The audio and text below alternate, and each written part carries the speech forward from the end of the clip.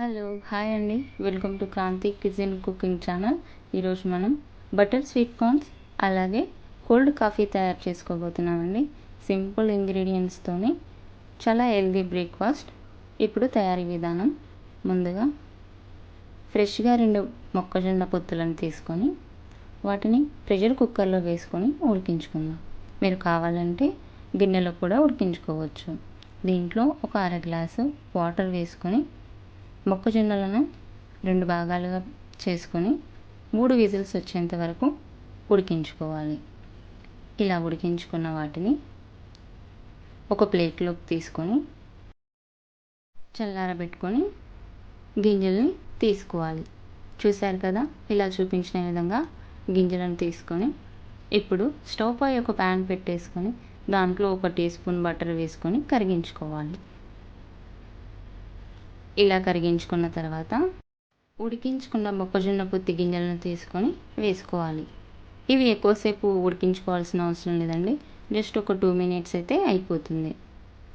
ఇలా కాస్త గోరువెచ్చపడగానే దీంట్లో ఒక పావు టీ స్పూన్ సాల్ట్ అలాగే ఒక పావు టీ స్పూన్ మిరియాల పొడి వేసుకోవాలి. ఇలా వేసుకొని మరొక నిమిషం పాటు కలుపుకున్న తర్వాత స్టవ్ ఆఫ్ చేసుకోవచ్చు. చూసారు కదా, ఇలా అయితే సరిపోతుంది.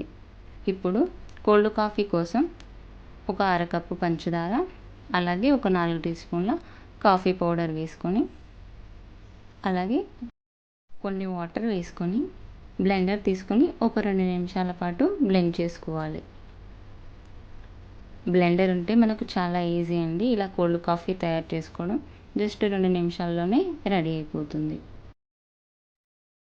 చూశారు కదా ఎంత క్రీమీగా వచ్చిందో. ఇప్పుడు ఇలా వస్తే సరిపోతుందండి. దీన్ని పక్కన పెట్టేసుకొని ఒక మూత ఉన్న డబ్బాలో కానీ లేకపోతే ఏదైనా జార్లో కానీ మనకు కావాల్సినంత ఈ క్రీమ్ని వేసుకొని మిగతాది ఫ్రిడ్జ్లో కూడా స్టోర్ చేసుకోవచ్చండి.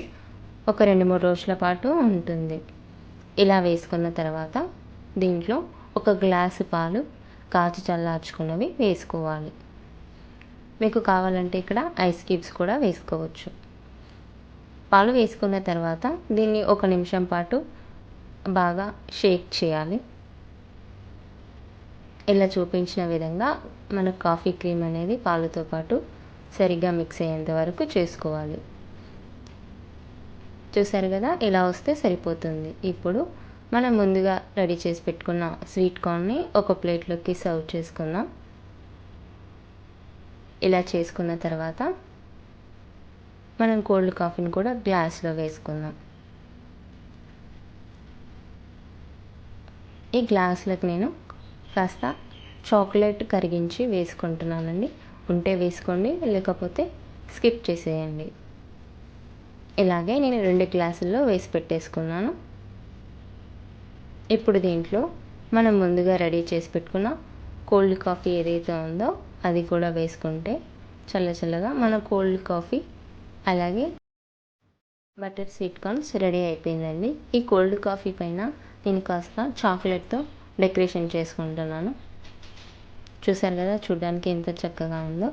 దీంట్లో 2 స్ట్రాలు వేసుకుంటే cold coffee with butter sweet corns ready అయిపోయిందండి.